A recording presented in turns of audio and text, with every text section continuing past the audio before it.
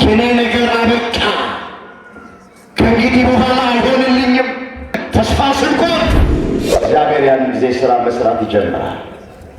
ጠብቁት። እግዚአብሔርን መጠበቅ ሞኝነት አለ። ሰው ቆሞ መሄደው በሁለት እግሩ አይደለም። ሰው ቆሞ መሄደው በተስፋ። እኛ አስቀድመን ጽድቁና መንግሥቱን ነው መሻት ያለብን፣ ተስፋ ማድረግ ያለብን። ሌላው ነገሩን ይጨምራል ተብሏል። እዚህ ማቴዎስ 6 ቁጥር 33 ላይ ብዙዎቻችን በትዕግሥት ማጣት ምክንያት ከእግዚአብሔር መቀበል የሚገባንን ብዙ ነገር ሳንቀበል ቀርተናል። ተስፋ ባለበት ትዕግሥት ባለበት ተስፋ አለ። ደስ ብሎን የምንኖረው ጠጥተን ስለረካን አይደለም፣ በልተን ስለጠገብን አይደለም፣ በሌላም ነገር አይደለም፣ በተስፋ ነው።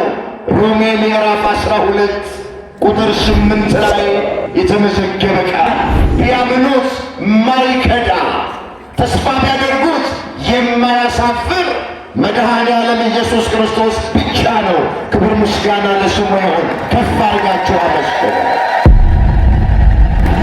ውድ የሳንኤል ሚዲያ ቤተሰቦች በዚህ ቻናል የኢትዮጵያ ኦርቶዶክስ ተዋሕዶ የንግስ በዓላትን፣ መጽሐፍ ቅዱስን መሠረት ያደረጉ ስብከቶችን፣ መንፈሳዊ ዝማሬዎችን እና ክብረ ቅዱሳንን የሚገልጡ ትምህርቶችን በስፋት የሚቀርቡበት ስለሆነ ለቻናሉ አዲስ ከሆኑ ሰብስክራይብ በማድረግ ቤተሰብ ይሁኑ። ይህን መንፈሳዊ አገልግሎት ላይክ፣ ሼር በማድረግና አስተያየት በመጻፍ ይደግፉ። መጋቢ ሐዲስ መምህር አድኖ በየወሩ እየመጡ የሚያስተምሩን እጅግ የምንወዳቸው የምናከብራቸው መምህር ናቸው። ስለዚህ ሁላችንም በጸጥታና በጽሞና ሆነን የሚነገረውን የወንጌል ቃል እንድንሰማ እግዚአብሔር አምላክ አስተዋይ ልቦና ሰሚ ጆሮ እንዲሰጠን የሱ ፈቃድ ይሆንልን። ለመምህራችንም ተናጋሪ አንደበቱን ያድለን። እንግዲህ ወደ መምህራችን ነው የምንወስዳችሁ። በስመ አብ ወወልድ ወመንፈስ ቅዱስ አሐዱ አምላክ አሜን። በቅድሚያ ክቡር አባታችን መላከ መዊ ቆሞስ አባ ገብረ ሥላሴ ጠባይ የዚሁ ገዳም አበምኔት፣ አባቶቼ አበው መነኮሳት፣ ሊቃውንተ ቤተ ክርስቲያን፣ መምህራነ ወንጌል፣ ዘማሪያን፣ ዘማሪያት በዚህ የቅድስና ስፍራ ላይ ቃሉን ለመስማት ኪዳነ ምሕረትን ለመማፀን ከሩቅም ከቅርብም የተሰበሰባችሁ አባቶች፣ እናቶች፣ እህቶች፣ ወንድሞች፣ ሕፃናትን ጨምሮ በእግዚአብሔር ሰላምታ እንደምን አደራችሁ? አሜን። አምላካችን እግዚአብሔር ያለፈውን ጊዜ በሰላምና በጤና አስፈጽሞን በዕድሜያችን ላይ ይህችን ቀን ተጨማሪ አድርጎልን ቃሉ በሚነገርበት ስፍራ ላይ የሰበሰበን የአባቶቻችን አምላክ የእኛም አምላክ እግዚአብሔር ስለማይነገር ስጦታው ቅዱስ ጳውሎስ እንደተናገረ ክብርና ምስጋና ይግባው። የእናታችን የእመቤታችን የቅድስት ድንግል ማርያም አማላጅነት አይለየን። እግዚአብሔር አምላካችን በመካከላችን ተገኝቶ የቃሉን ደጅ ለሁላችንም ከፍቶ የሚረባንንና የሚጠቅመንን ነገር እንዲያስተምረን የእሱ ቅዱስ ፈቃዱ ይሆንልን። ለዛሬ እግዚአብሔር በሰጠን ጊዜና ሰዓት የምንማማርበት የትምህርታችን ርዕስ የሚሆነው በሕያው አምላክ ተስፋ እናድርግ የሚል ይሆናል። ይህንን በርዕስነት ያነሳነውን ኃይለ ቃል በመጽሐፍ ቅዱሳችን ላይ ተመዝግቦ የምናገኘው በአንደኛ ጢሞቴዎስ በምዕራፍ 4 ቁጥር 10 ላይ በሕያው አምላክ ተስፋ እናድርግ። ርዕሳችን ይሄ ነው። እግዚአብሔር በዚህ ርዕስ ሁላችንን እንዲያስተምረን የእሱ ቅዱስ ፍቃዱ ይሁንልን። ይህንን በርዕስነት ያነሳነውን ኃይለ ቃል በዚህ ስፍራ ላይ የተናገረው ሐዋርያው ቅዱስ ጳውሎስ ነው። ቃሉን ለጊዜው የተናገረው በሃይማኖት ለወለደው ለልጁ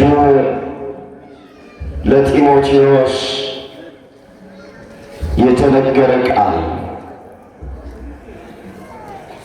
ለፍጻሜው በዚህ ዘመን ላለን ክርስቲያኖች የሚነገር ቃል። ርዕሱን የመረጥንበት ምክንያት በዚህ ዘመን ብዙ ሰው በሕይወቱ ተስፋ እየቆረጠ ነው። ሰራተኛው በስራው ተስፋ እየቆረጠ ነው። ተማሪው በትምህርቱ ተስፋ እየቆረጠ ነው። የሚያምነው የማያምነው፣ እግዚአብሔርን የሚያውቀው እግዚአብሔርን የማያውቀው፣ ቤተ ክርስቲያን የምንመጣው ቤተ ክርስቲያን የማይመጡትም በዚህ ዘመን ብዙዎቻችን በቀቢጸ ተስፋ ላይ ነው ያለ። ይሄ ሀገር ያወቀው ፀሐይ የሞቀው የአደባባይ ምስጢር ነው።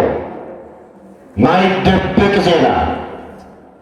የትምህርቱ ዓላማ የተቆረጠ ተስፋችንን በእግዚአብሔር ቃል መቀጠል፣ የደረቀውን ተስፋችንን በእግዚአብሔር ቃል ማለምለም ነው የትምህርቱ ዓላማ። በዚህ ርዕስ ውስጥ ባጭሩ 4 ነገሮችን ነው የምናየው። በመጀመሪያ ተስፋ ማለት ምን ማለት ነው የሚለውን የቃሉን ፍቺ እናያለን። በሁለተኛ ደረጃ ተስፋን የሰጠው ማን ነው የሚለውን እንመለከታለን። ሶስተኛ እግዚአብሔርን ተስፋ በማድረግ ምን እናገኛለን? እሱን እናያለን። የመጨረሻ ክርስቲያኖች ተስፋ ማድረግ የሚገባቸው ምንድን ነው የሚለውን ተመልክተን ለዛሬ ትምህርታችንን እንቋጨዋል። ቆሞ ለመናገር ቁጭ ብለን ለማድመጥ እግዚአብሔር የቃልን ደጅ ሲከፍት እሱ ሲፈቅድ ነውና ለእኔ ለባሪያው ተናጋሪ የሆነ አንደበትን ለእናንተም ለሰሚዎቹ አስተዋይ የሆነ ልቡናን ቸሩ አምላካችን እግዚአብሔር ለሁላችንም በቸርነቱ ያደለ በሕያው አምላክ ተስፋ እናድርግ። ርዕሳችን እስኪ ተስፋ ማለት ምን ማለት ነው ከሚለው እንነሳ። እንግዲህ ብዙ ጊዜ እንደሚነገረን ተስፋ ማለት ወደፊት መልካም ይሆናል ብሎ በትዕግስት መጠባበቅ ማለት። የመጽሐፍ ቅዱሱን መዝገበ ቃላት ስናነበው ተስፋ የሚለውን ቃል እንዲህ አድርጎ ይፈታዋል። ወደፊት መልካም ነገር ይሆናል ብሎ በትዕግስት መጠባበቅ እየተባለ ይጠራል። ተስፋ የዛሬ አይደለም፣ ተስፋ የነገ ነው። ተስፋ በዓይን የሚታይ አይደለም፣ ተስፋ ገና ወደፊት የምናየው። ተስፋ እጃችን ላይ የገባ ነገር አይደለም፣ ገና ወደፊት እጃችን ላይ ይገባል። ተስፋ የጨበጥነው ነገር አይደለም፣ ተስፋ ወደፊት ገና የምንጨብጠው ነገር ነው። ሰው የሚያየውን ነገር ተስፋ ማድረግ የለበትም። እንዲህ ተብሎ እንደተጻፈ እዚህ ሮሜ ምዕራፍ 8 ቁጥር 24 ላይ እንዲህ የሚል ቃል ተመዝግቧል። በተስፋ ድነናል ብሎ ይጀምራል። በተስፋ ምን ብለናል? የዳነው በተስፋ ነው። የምንድነው በተስፋ ነው። በተስፋ ድነናልና። ነገር ግን ተስፋ የሚደረግበቱ ነገር ቢታይ ተስፋ አይደለም። የሚያየውንማ ማን ተስፋ ያደርጋል? የማናየውን ግን ተስፋ ብናደርገው በትዕግስት እንጠባበቃለን። አስተውሉ ክርስቲያኖች፣ የሚያየውን ማን ተስፋ ያደርገዋል አለ መጽሐፍ። የማናየውን ግን ተስፋ ብናደርግ በትዕግስት እንጠባበቃለናል። ስለዚህ ተስፋ ማለት ወደፊት ይደረግልኛል፣ ወደፊት ይሰጠኛል፣ ወደፊት አገኛለሁ ብሎ በትዕግስት መጠባበቅ ነው ያልኳቸው። ለዚህ ሰው የሚያየውን ነገር በእጁ ያለውን ነገር ተስፋ ሊያደርግ አይገባም። የሚያየውንማ ማን ተስፋ ያደርገዋል? ባንክ ቤት ውስጥ ያለ ገንዘብ ተስፋ ሊሆን አይችልም።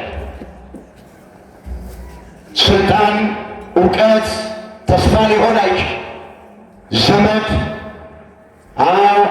ወገን ተስፋ ሊሆን አይችልም። የምናያቸው ነገሮች ለእኛ ለክርስቲያኖች ተስፋ ሊሆኑ አይችልም።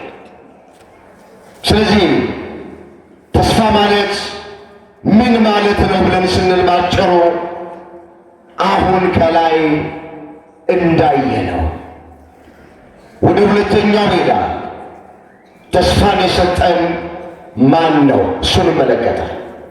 እስኪ መልሶልኝ፣ ተስፋ የማን ስጦታ? ተሳተፉ ሁላቸው። ተስፋን የሰጠን ማን ነው? ወገኖቼ ተስፋ የእግዚአብሔር ስጦታ። እግዚአብሔር ከሰጠን ብዙ ስጦታዎች መካከል አንደኛው ተስፋ ነው። እንዲህ ተብሎ እንደተጻፈ እዚህ ቲቶ ምዕራፍ 1 ቁጥር 1 ላይ ከዘላለም ዘመናት በፊት የማይዋሽ እግዚአብሔር ለሰው ልጆች ተስፋን ሰጠ ይላል። ቃሉን አስተውሉት። ከዘላለም ዘመናት በፊት ዓለም በተፈጠረ ዘመን በተቆጠረ ጊዜ የማይዋሽ እግዚአብሔር፣ ሐሰት ለባህሪው የማይስማማው እግዚአብሔር፣ እውነተኛው እግዚአብሔር ለሰው ልጆች ለመጀመሪያው ሰው ለአባታችን ለአዳምና ለእናታችን ለሔዋን ተስፋን ሰጠ። ምን የሚል ተስፋ? አዳም ከገነት እንደወጣህ አትቀርም፣ ከ5 ቀን ተኩል በኋላ ከልጅ ልጅ ተወልጄ አድነሃለሁ የሚል ተስፋ ሰጠው። ይህንን ነው ሐዋርያው ከዘላለም ዘመናት በፊት ማይዋሽ እግዚአብሔር ለሰው ልጆች ተስፋን ሰጠ ብሎ ያመጣ። ስለዚህ ተስፋ ሰዎች የሰጡን አይደለም። ገዢዎች የሰጡን አይደለም። ተስፋ የእግዚአብሔር ስጦታ። ወገኖቼ ሳይንስ እንደሚናገር ሰው ያለ ምግብ 2 እና 3 ሳምንት መቆየት ይችላል። ሰው ውሃ ሳይጠጣ የተወሰኑ ቀናት መቆየት ይችላል። ሰው አየር እንኳን ሳያገኝ ለሰከንዶች መቆየት ይችላል። ሰው ተስፋ ካጣ መኖር አይችልም። ያለ ምግብ ይኖራል ለተወሰነ ጊዜ፣ ያለ ውሃ ይኖራል ለተወሰኑ ቀናት፣ ያለ አየር ለሰከንዶች ሽርፍራፊ መቆየት ይቻላል።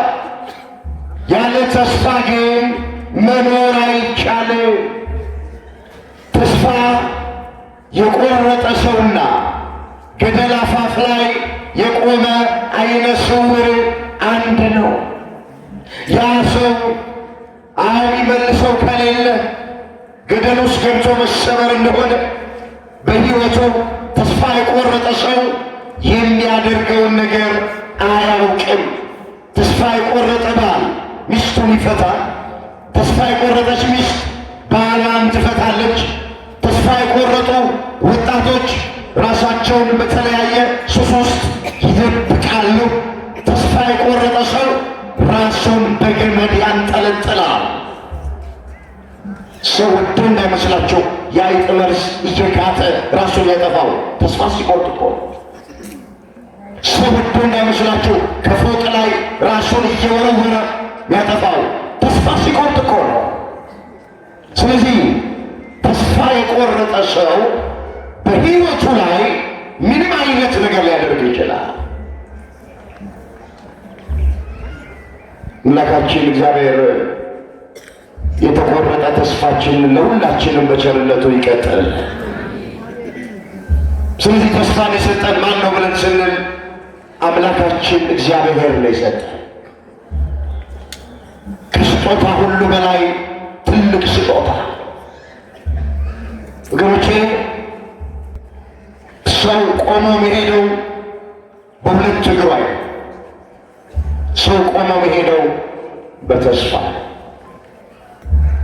አሁን በእግራችን ይመስላችኋል ቆመን የምንሄደው? እንደምንሰማው እንደምናየው እናብድ እኮ ነበር። ጨርቃችንን እንጥል ነበር እኮ። ነገር ግን ተስፋ ስላለ ነገ የተሻለ ቀን ይሆናል ብለን ያጣን እናገኛለን፣ የወደቅን እንነሳለን፣ ያለቀስን ልባችን ይታበሳል፣ የታሰሩ እንፈታለን ብለው፣ ጤና ያጡ ጤና እናገኛለን ብለው፣ ልጅ ያጡ ልጅ እናገኛለን ብለው፣ የፍርድ ቤት ጉዳይ ያላቸው ፍትህ እናገኛለን ብለው፣ ሁላችን የምንኖረው በተስፋ ነው። ሰው የሚኖረው ወገኖች በተስፋ ነው።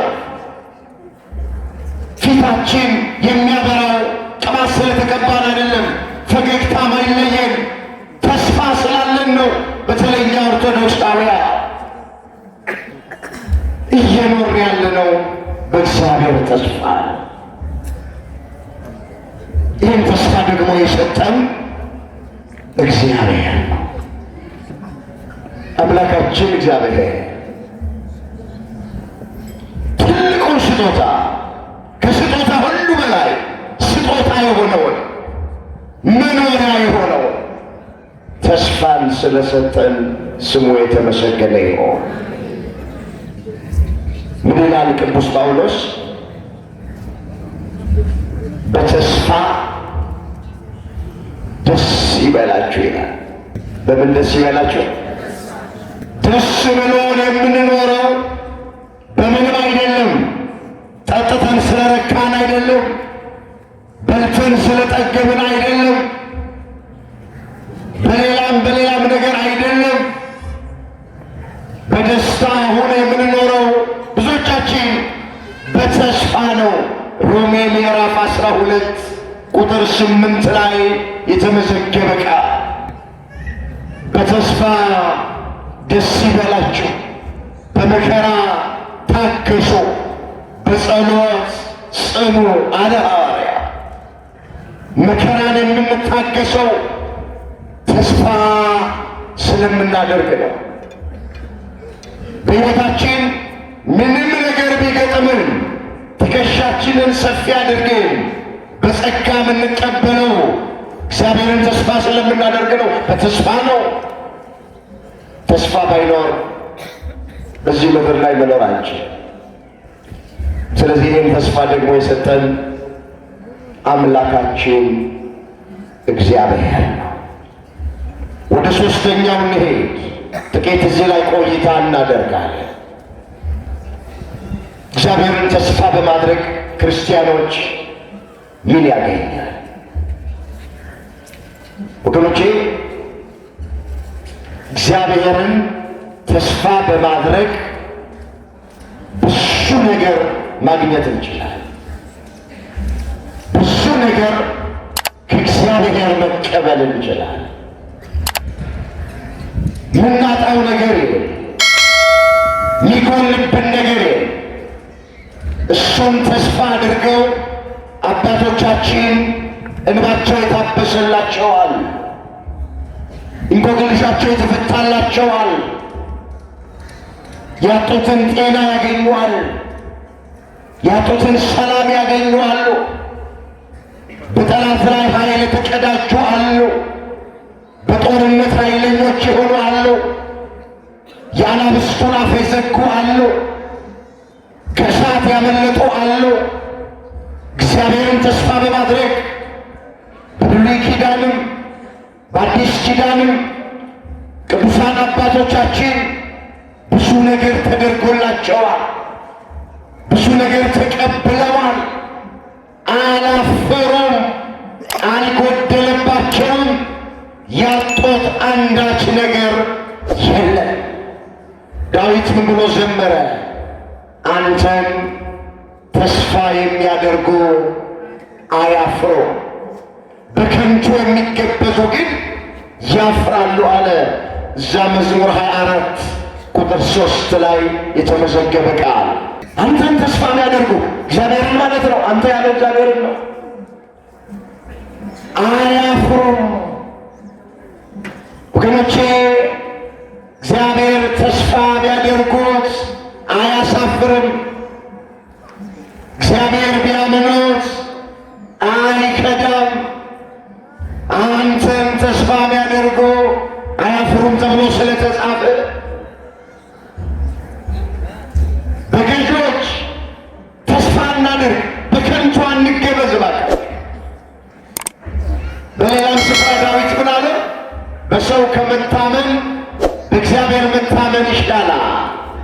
በገዢዎች ተስፋ ከማድረግ በእግዚአብሔር ተስፋ ማድረግ ይሻላል አለ። እዛ መዝሙር 117 ቁጥር 8 ላይ የተመዘገበ ቃል። ለማን ተስፋ ማድረግ ይሻላል? በከንቱ የሚገበዙ ያፍራሉ ማለት። በገዢዎች ተስፋ የሚያደርጉ ያፍራሉ። በሰዎች ተስፋ የሚያደርጉ ያፍራሉ። በሰዎች የሚታመኑ ያፍራሉ። በሰው የታመንበት ዘመን ይልቃል። በባለ ጊዜዎች፣ በባለ ገንዘቦች፣ በባለ እውቀቶች ተስፋ ያደረግንበት የታመንበት ዘመን ይልቃል። ቢያምኑት ማይከዳ ተስፋ ቢያደርጉት የማያሳፍር መድኃኔ ዓለም ኢየሱስ ክርስቶስ ብቻ ነው። ክብር ምስጋና ለስሙ ይሁን። ከፍ አድርጋችሁ አመስግኑ። ስለዚህ እግዚአብሔርን ተስፋ እያደረጉ መኖር እሱን ያሳጣን ነገር፣ እሱን ይነሳን ነገር፣ የሚከለክልን ነገር የለም። ሁሉን ነገር ይሰጠናል። ሁሉን ነገር ያደርገናል።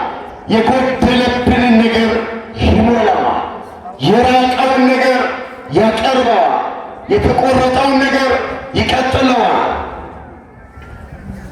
የልባችንን መሻት ይፈጽማል። ዓይናችንን ከሰው ላይ አንስተን እግዚአብሔርን ተስፋ እያደረግን ሁላችንን እንኖር። እግዚአብሔር ሁላችንን ይርዳ። በብሉይ ኪዳንም በአዲስ ኪዳንም ስንመለከት አባቶቻችን እግዚአብሔርን ተስፋ አድርገውት ጥያቄያቸው ተመልሶላቸዋል፣ መሻታቸው ተፈጽሞላቸዋል። ልጃቸው የነበሩ እግዚአብሔርን ተስፋ በማድረግ በልጅ የተባረኩ ሰዎች አሉ። የአብርሃምና የሳራን ሕይወት በዓይነ ሕሊናችሁ ሳሉት። እስከ ረጅም ዘመን ድረስ ልጃቸው ይኖር ነበረ። ልጅ ውድ በነበረበት ሰዓት እግዚአብሔር የሳራን ማህፀን ዘግቶት ነበር። ነገር ግን ሁልጊዜ በልጅ እንዲጎበኙ በልጅ እንዲባረኩ ሳይታክቱ ይጸልዩ ነበር። እግዚአብሔርን ይለምኑት ነበረ። እግዚአብሔር ደግሞ የለመኑትን አይነሳ፣ የነገሩትንም አይነሳ። ዘግይቶ በስተርጅናቸው ሳራ ሙቀት ልምላሜ ከተለያት በኋላ ዕድሜዋ ከገፋ በኋላ በሰው ሰውኛው መውለድ በማትችልበት ዕድሜ ደረጃ በይስሐቅ ጎብኝቷቸዋል። ይስሐቅ የተገኘው እግዚአብሔርን አብርሃምና ሳራ ተስፋ አድርገውት ነው። ሐዋርያው ቅዱስ ጳውሎስ ይህንን በዕብራውያን ለሚገኙ ክርስቲያኖች እንዲህ አድርጎ አምጥቶላቸዋል። ላነቦ እፈልጋለሁ። እዚህ ዕብራውያን 11 ላይ የተመዘገበ ቃል ቁጥር 11 ጀምሮ እንደዚህ ይላል። ዕብራውያን 11 ቁጥር 11 ተስፋ የሰጠ የታመነ እንደሆነ ስለቆጠረች፣ ተስፋን የሰጠ ምን ያለ እንደሆነ ስለቆጠረች፣ የታመነ እንደሆነ ስለቆጠረች፣ ሳራ ራሷ ደግሞ ዕድሜዋ እንኳን ካለፈ በኋላ ዘርን ለመጽነስ ኃይል በእምነት አገኘች። ስለዚህ ደግሞ ብዛታቸው እንደ ሰማይ ኮከብ ባህር ዳር እንዳለ አሸዋ የነበሩት የሞተ ሰው እንኳን ከመሰለው ከአንዱ ተወለዱ አለ። ተስፋ የሰጠው የታመነ እንደሆነ ስለቆጠረች፣ ሳራ ራሷ ደግሞ ዕድሜዋ ካለፈ በኋላ እግዚአብሔርን ተስፋ አድርጋ በልጅ ተባረከች፣ በልጅ ተጎበኘች። ስለዚህ እዚህ ጉባኤ ውስጥ በትዳር ውስጥ እየኖራችሁ በጋብቻ ውስጥ እየኖራችሁ ምናልባት ልጅ ያልተሰጣችሁ በልጅ ያልተጎበኛችሁ ሰዎች ካላችሁ የሳራ አምላክ የእናንተ አምላክ ሳራን በይስሐቅ እንደ ጎበኛት እናንተንም ሊጎበኛችሁ ይችላል። በትዕግሥት ሆናችሁ ጠብቁት፣ በተስፋ ጠብቁት። መጽሐፍ ቅዱስን ስናነብ ብዙ መካኖች ነበሩ። እግዚአብሔር ለሁሉ ልጅ ሰጥቷቸዋል። ሁሉን በልጅ ባርኳቸዋል። እግዚአብሔር በተስፋ የሚጠባበቁትን አያሳፍራቸው። የሚያሳጣቸው ነገር የለም፣ የሚነሳቸው ነገር የለም። የርብቃን ታሪክ ስናጠና ስለ አንድ ልጅ ስትለምን 2 ልጅ ነው የተሰጣት። የራሔልን ታሪክ ስናጠና እንዲሁ በእግዚአብሔር ተጎብኝታለች። የሐናን ታሪክ ስናጠና በሳሙኤል ተጎብኝታለች። አዲስ ኪዳን ላይ ስንመጣ የካህኑ የዘካርያስ ሚስት ቅድስት ኤልሳቤጥ በመጥምቀ መለኮት በቅዱስ ዮሐንስ ተጎብኝታለች። በብሉይ ኪዳንም በአዲስ ኪዳንም የነበሩት መካኖች በጊዜውና በሰዓቱ እግዚአብሔርን ተስፋ አድርገውት ከእግዚአብሔር ልጅ ተቀብለዋል። ስለዚህ በጋብቻ እየኖራችሁ ልጅ ያልተሰጣችሁ ሰዎች ካላችሁ ተስፋ እንዳትቆርጡ፣ እግዚአብሔርን ዝም ብላችሁ ጠብቁት። አምሽቶ ቢሆን ይመጣል። ሳራ በ90ዎቹ መጨረሻ ነው ይስሐቅን የወለደችው። አብርሃም ይስሐቅን የወለደው የ100 ዓመት ዕድሜ ሆኖት። እንዴት ነው የ100 ዓመት ዕድሜ ያለው ሰው ልጅ መውለድ የሚችል? እንዴት ነው በ90 ውስጥ ያለች ሴት ሙቀት ልምላሜ የተለያት ሴት የሴቶች ልማድ የተቋረጠባት ሴት እንዴት መውለድ ትችላለች? ለሰው የማይቻል ግን ለማን ይቻላል? መስከሩ ለማን ይቻላል? እኛ ስንጨርስ እግዚአብሔር መስራት ይጀምራል። የኔ ነገር አበቃ፣ ከእንግዲህ በኋላ አይሆንልኝም፣ ከእንግዲህማ ልጅ አላገኝም ብለን ተስፋ ስንቆርጥ እግዚአብሔር ያን ጊዜ ሥራ መስራት ይጀምራል። ጠብቁት። እግዚአብሔርን መጠበቅ ሞኝነት አለ። ጠብቁት እግዚአብሔርን መጠበቅ ስንፍና አይደለም። ዳሴ ማርያማችሁን እያደረሳችሁ ዳዊታችሁን እየደገማችሁ ቅዳሴውን እያስቀደሳችሁ ኪዳኑን እያደረሳችሁ እንዲህ ባለ ጉባኤ ቁጭ ብላችሁ የእግዚአብሔርን ቃል እየሰማችሁ ከቤተ ክርስቲያን ሳትለዩ ጾማችሁን እየጾማችሁ ጠብቁት። ትንቢተ ዕንባቆም ምዕራፍ 2 ቁጥር 1 በመጠበቂያዬ ላይ ሆኜ እቆማለሁ፣ በአምባ ላይም እወጣለሁ፣ የሚናገረኝም ስለ ክርክሬ የምመልሰውን አውቅ ዘንድ እመለከታለሁ። እግዚአብሔር መለሰልኝ እንዲህም አለኝ፣ አንባቢው ይፈጥን ዘንድ ራእዩን ጻፍ፣ በጽላት ላይም ግለጠው። ራእዩ ገና እስከ ተወሰነ ጊዜ ነው፣ ወደ ፍጻሜው ይቸኩላል። እርሱ አይዘገይም፣ ቢዘገይም በእርግጥ ይመጣል። ታገስ፣ እሱ አይዘገይም ይላል። እግዚአብሔር ትዕግሥተኛ ነው። ለሁላችን በቸርነቱ ያደለ በመጠበቂያዬ ላይ ሆኜ እቆማለሁ አለ። አምላኬን እጠብቀዋለሁ አለ። ጠብቁት እግዚአብሔርን ተስፋ አድርጋችሁ። ዳዊት ምን አለ? ቆይቼ እግዚአብሔርን ደጅ ጠናሁት፣ እሱም ዘንበል አለልኝ አለ።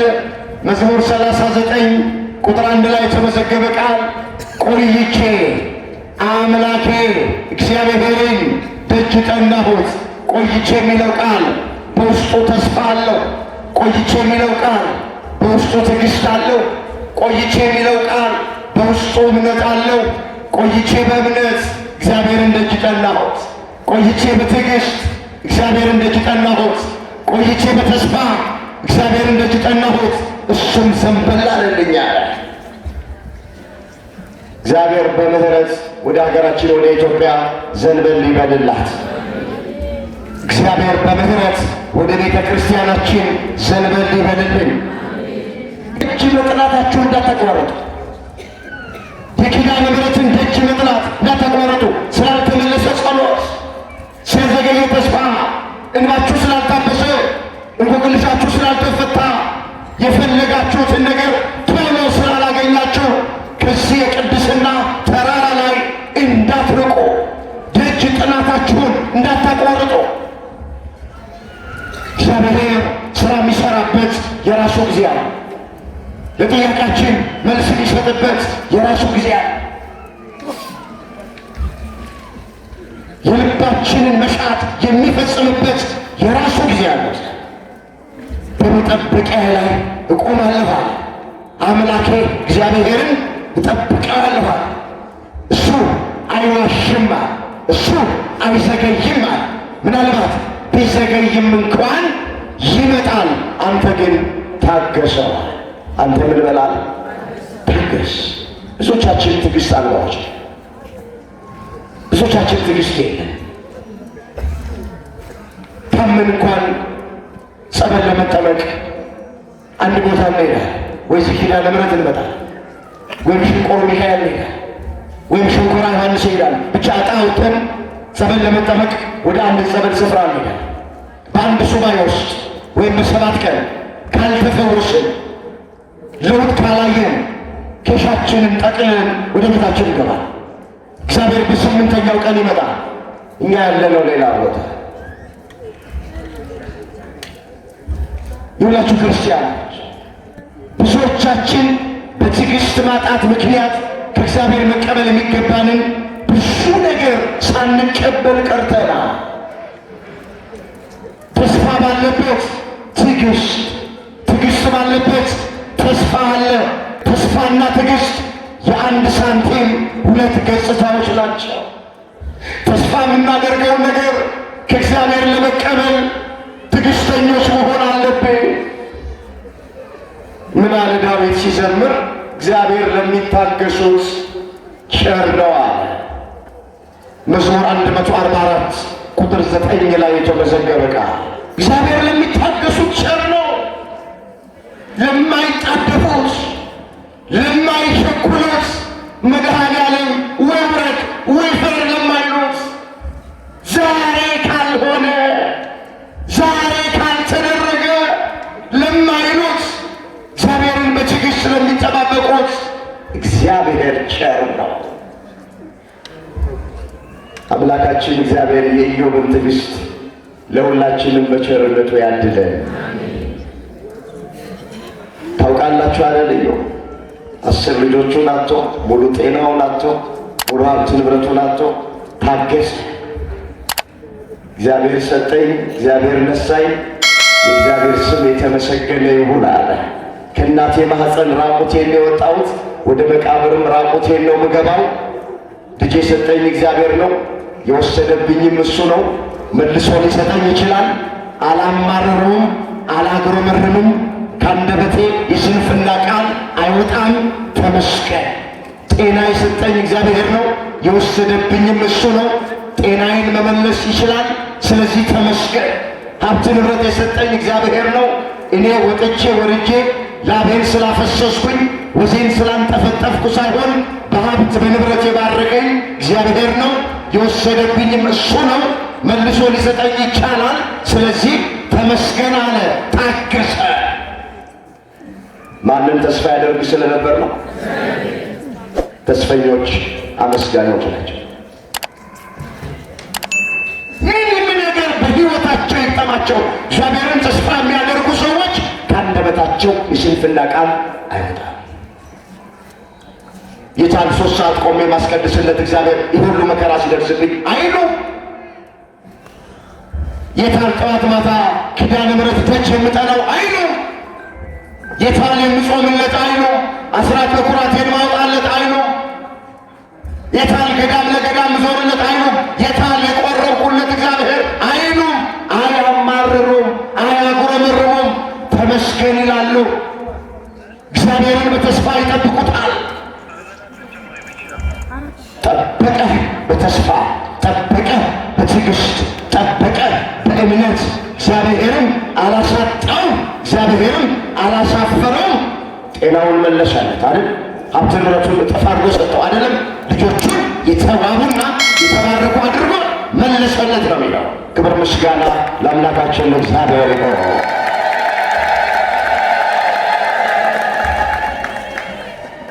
ስለዚህ ተስፋ እናድርግ። ምንም ነገር በሕይወታችን ይቅጠል፣ በሀገርም ላይ በቤተ ክርስቲያን ላይ በወገኖችን ላይ በግል ሕይወታችን ላይ በትዳራችን ላይ በጤናችን ላይ በልጆቻችን ላይ ሂዱበት እናንተ ምንም ነገር ይጠመ ዝም ብለን ብቻ እኛ እግዚአብሔርን ተስፋ አለን።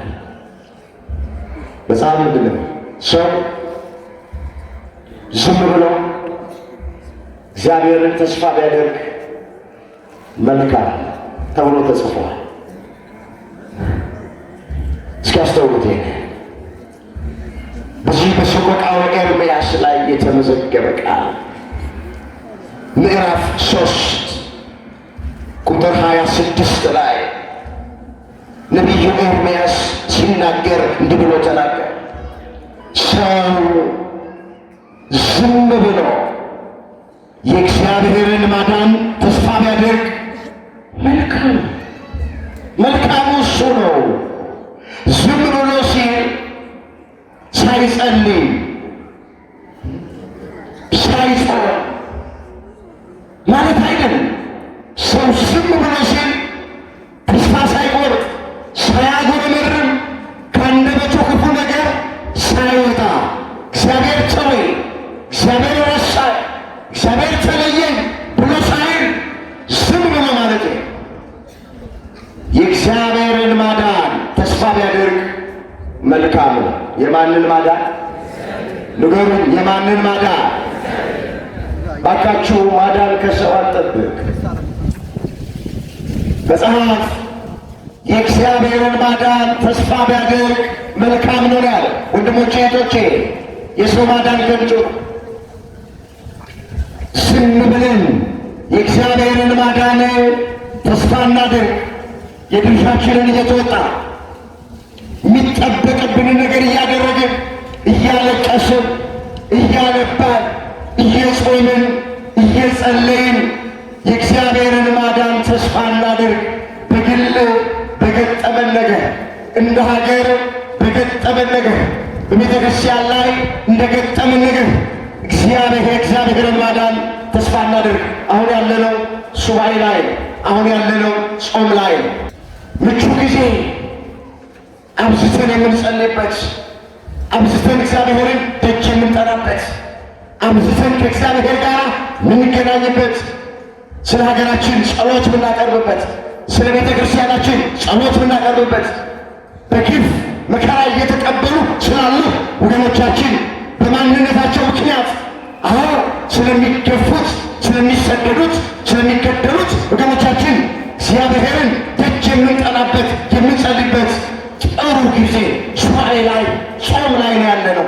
ከሰባቱ የአዋጅ አጽዋማት መካከል አንዱ የሆነውን ጾመ ነቢያትን ወይም ደግሞ የገናን ጾም ምክንያት መስጠት ትተህ ይሄ የቄስ ጾም ነው፣ ይሄ የመነኩሴ ጾም ነው፣ ይሄ የጳጳስ ጾም ነው ማለታችንን ትተን አሁን የሚያዋጣን በጾምና በጸሎት ወደ እግዚአብሔር መመለስ ነው። ጊዜው ያስገድደናል። ኢትዮጵያ ጸሎት ትፈልጋለች። ቤተ ክርስቲያን ጸሎት ትፈልጋለች። ወገኖቻችን ጸሎት ይፈልጋል። ጾም የምንጾምበት ምክንያት ደግሞ የመጀመሪያው ለመጸለይ። እየጾመ የማይጸልይ ሰው የረሃብ አድማ ላይ። ጸሎትን ያለ ጾም መፈጸም ያለ ጾም ማድረግ ይቻላል። ጾም በሌለበትም ወራት እንጸልያለንና አንድ የሚጾም ሰው ግን የመጸለይ ግዴታ አለበት።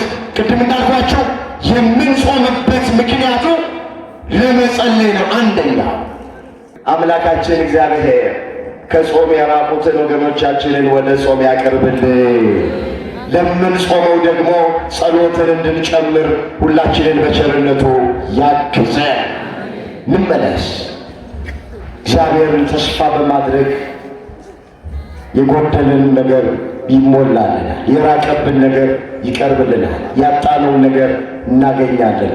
አንዳች ምናጣው ነገር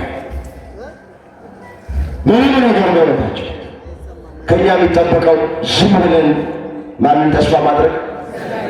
ንገሩ፣ ማንን ተስፋ ማድረግ? በቃ እግዚአብሔር ከዛ ያስተካክለዋል፣ ይሰራዋል፣ ያሳምረዋል። መጨረሻ ዳዊት ሲዘምር ምን አለ?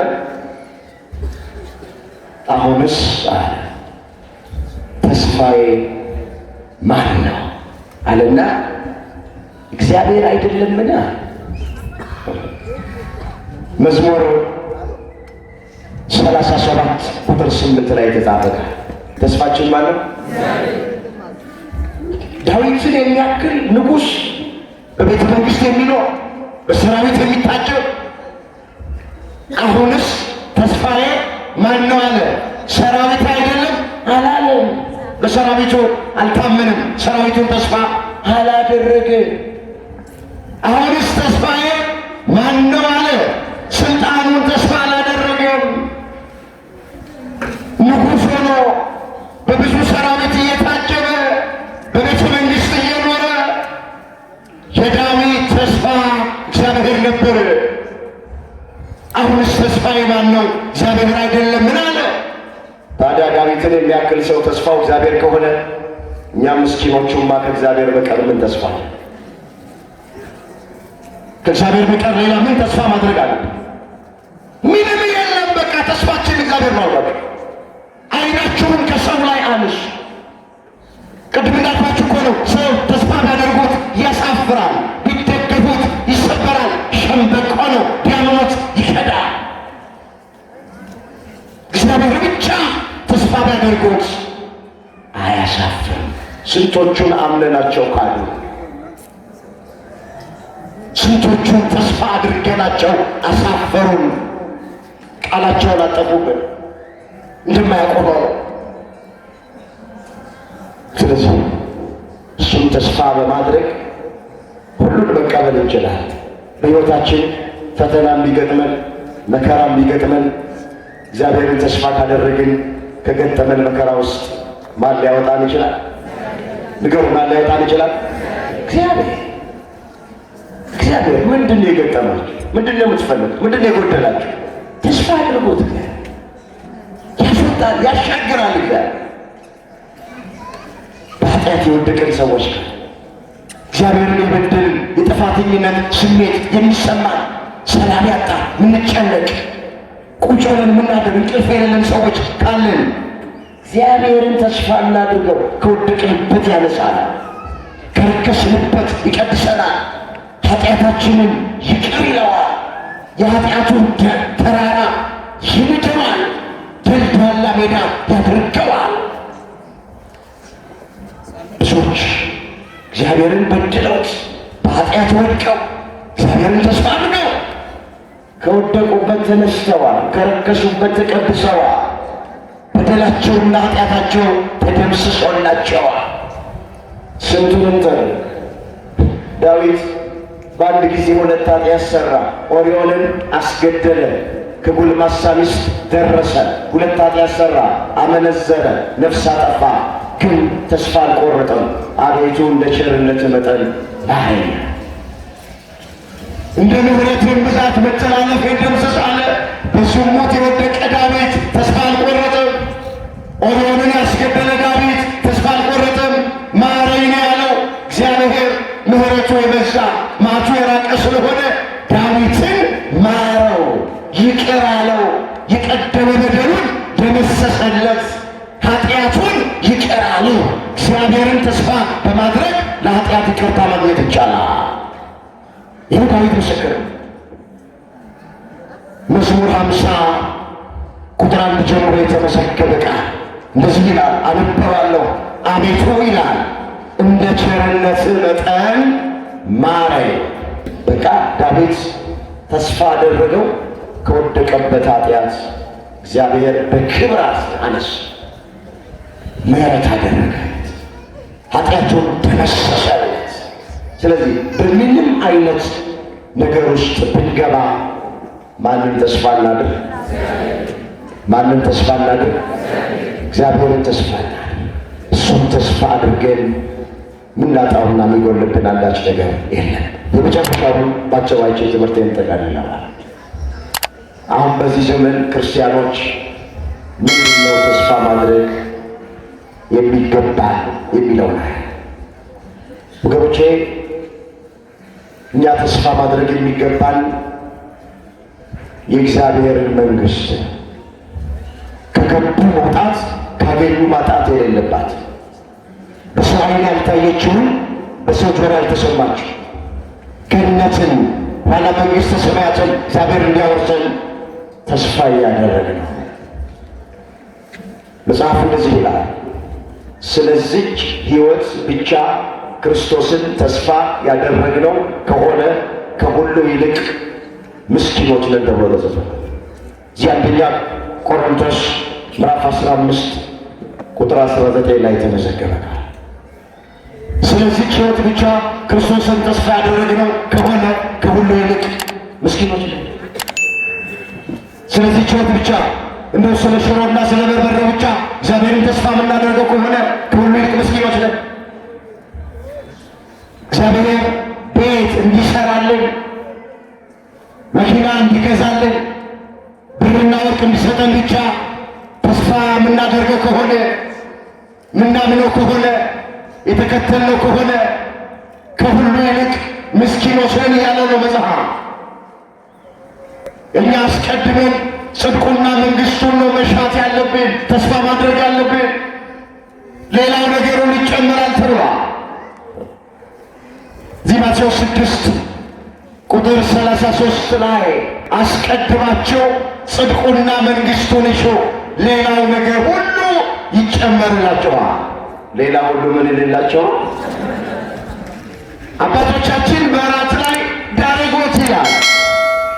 ወገኖቼ በዓለም ላይ ያለው ነገር እንቅልፍ ያጣንለት ነገር እንዲደረግልን የምንፈልገው ነገር የሚበላ የሚጠጣው የሚለበሰው የመኖሪያ ቤቱ ጉዳይ እባካችሁ የሚጨመር ነገር ነው። እሱን ተስፋ እያደረግን አንኖርም። እኛ ክርስቲያኖች እሱን አንከተልም፣ እሱ እኛን ይከተለናል። እኛ አስቀድመን ተስፋ ማድረግ የሚገባ መንግሥቱን፣ ጽድቁን አለ በጎውን መልካሙን ነገር፣ መንግሥቱን አለ መንግሥተ ሰማያት። ስለዚህች ሕይወት ብቻ እግዚአብሔርን ተስፋ ያደርገነው ከሆነ ከሁሉ ይልቅ ምስኪኖች ነን። ከአሕዛብ በምን ተለየን?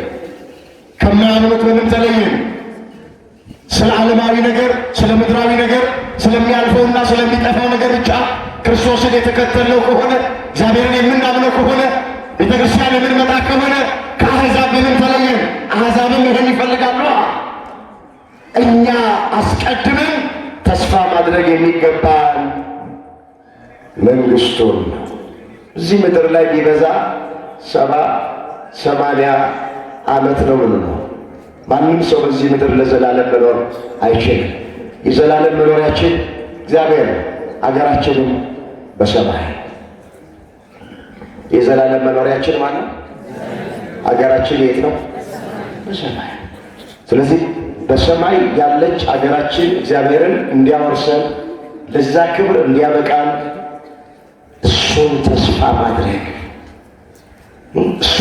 ማድረግ ቅዱስ ጴጥሮስ ስለዚህ የተናገረው ቃል አለ። እንዲህ ይላል። እዚህ አንደኛ ጴጥሮስ ምዕራፍ 3 ቁጥር 10 ላይ የተመዘገበ ቃል እንደ ተስፋ ቃሉ እግዚአብሔር መንግሥቱን ያወርሰናል። እንደምን ቃሉ? እንደ ተስፋ ቃሉ መንግሥቱን ያወርሰናል። ስለዚህ ክርስቲያኖች አስቀድመው ተስፋ ማድረግ የሚገባቸው መንግሥቱን እሱ እንዲያወርሳቸው ለዘላለም ከእሱ ጋር ለመኖር፣ ስለ ሰማያዊ ነገር፣ ስለማያልፈው ነገር፣ ስለማይጠፋው ነገር፣ በሰማይ ስላለው ነገር እሱን ተስፋ እያደረግን መኖር አለብን። በሕያው አምላክ ተስፋ እናድርግ። ርዕሳችን ይሄ። በማን ተስፋ እናድርግ? በማን ተስፋ እናድርግ? የሁላችንም ዓይን ተስፋ የሚያደርገው ማንን ነው? ማንን ነው?